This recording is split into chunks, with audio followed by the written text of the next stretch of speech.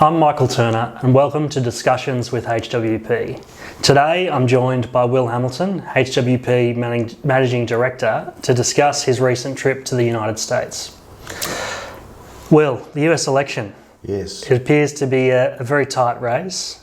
How are investors in the US thinking about the election and positioning themselves? Yeah, look, thank you, Michael. And it was interesting. I think that you had to remove the political bias from an individual and try and find that, because it is a very divided country. I do think, though, that when you stripped everything out, there's consensus that the House will become Democrat.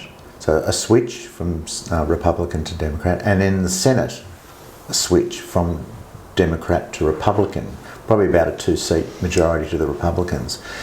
When it came to the election of the president, though,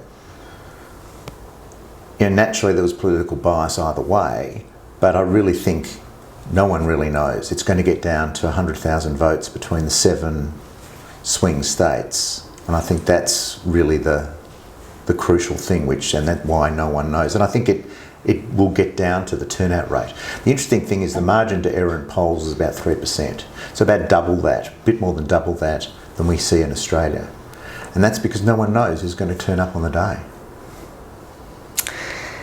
And both candidates are expected to continue to run budget deficits. Yeah. We've also got conflict in the Middle East. Yep. How are US investors thinking about inflation and the potential of perhaps a re-emergence of inflation? Yeah, so I think that's one of the big things was the stickiness of inflation. So whilst we're seeing inflation coming down now, between that 2 and 3% band, and we're seeing interest rates come down, people were worried medium term about inflation.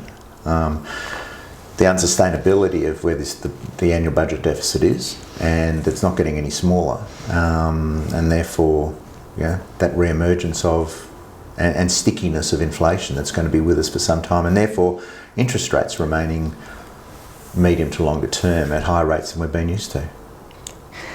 And the equity market rally, it surprised many investors. What do you think's driven the rally, and what do you think it's telling us about the economic outlook for the US in particular? So I think it's definitely a growth quality rally. And I think that's what's driving this. There's technology out there, there's no doubt, but the difference between the technology today and the tech rally we saw at the beginning of this century, and therefore the so-called tech wreck, is there's earnings and substantial earnings, but it is a quality rally. On the economic outlook, what we are seeing is a soft landing. And a soft landing is therefore a positive for equity markets. Our own assumptions are 6 to 9% increase in equity markets, forward looking for the next 12 months on that basis. People were looking at recessions. People were talking about recessions. People still are calling recessions. I think they've got to go back to 1994, where we had this soft landing, so to speak, and we didn't have a recession. And I think that's a crucial thing that people, that they need to also look at, where we are, and the fact that economic growth in the US is 2.5%. The beginning of the year was looked at 1.5%. It's higher than we expected, and I think we are seeing a growth quality rally. So you're saying that the recession risk is still there to a degree, but it's definitely diminishing? Absolutely. I think that's the key thing. It's got smaller. In fact, by our own views, we've sort of got a 1 in 5 chance of a recession. I think the growth did surprise me when I was in the States, just seeing that underlying growth. Yes, there's figures are softer, but the underlying growth is stronger than I had anticipated. Yeah. And in September, we got that first interest rate cut. Whilst we talked about some risk to inflation, it does seem to be under control. But locally here in Australia, inflation seems to be a little bit more persistent. RBA very hesitant to cut rates. What do you think this means for the local economy and Australian investors? I think, first of all, people have to go back and look at our interest rate increases. So in the US, it started in March. That's March 2022. We started in May. But our interest rates were a full 100 basis points or 1% less than what they saw in the US. And that's because we have a very high level as we know, of variable interest rate mortgages. So we didn't go up as much, and people aren't talking about that for some reason. So therefore, we're not going to come down as much, and we therefore justify a lag when those rates come down. But the big issue is wage price inflation here in Australia, and therefore inflation is stickier. And the RBA took a gamble by not increasing interest rates to the extent that they could have. I think that's a key thing. Therefore, they're very sensitive to wage price inflation. They're very sensitive to the overall underlying inflation rate that we're seeing here in Australia. So we won't see a cut in interest rates until probably the end of the first quarter of 2025.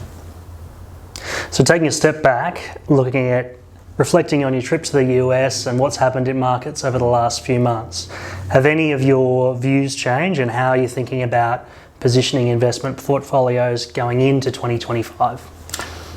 I think the big thing is just that I think making sure that quality and making sure that growth bias is in portfolios. I'm not as keen on Australia. Australia's had a good rally lately, but it had to. It lagged. So it's a catch-up.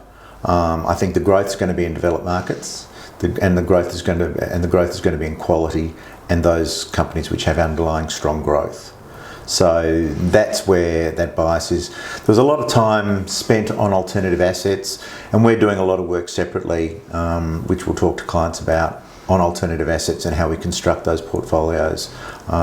We've been in alternative assets for a decade, but we're also having a look as new investment opportunities have arisen. We're looking at the underlying sleeves for private equity, for infrastructure, for real estate, and for and diversified credit, and how we construct those elements of a portfolio.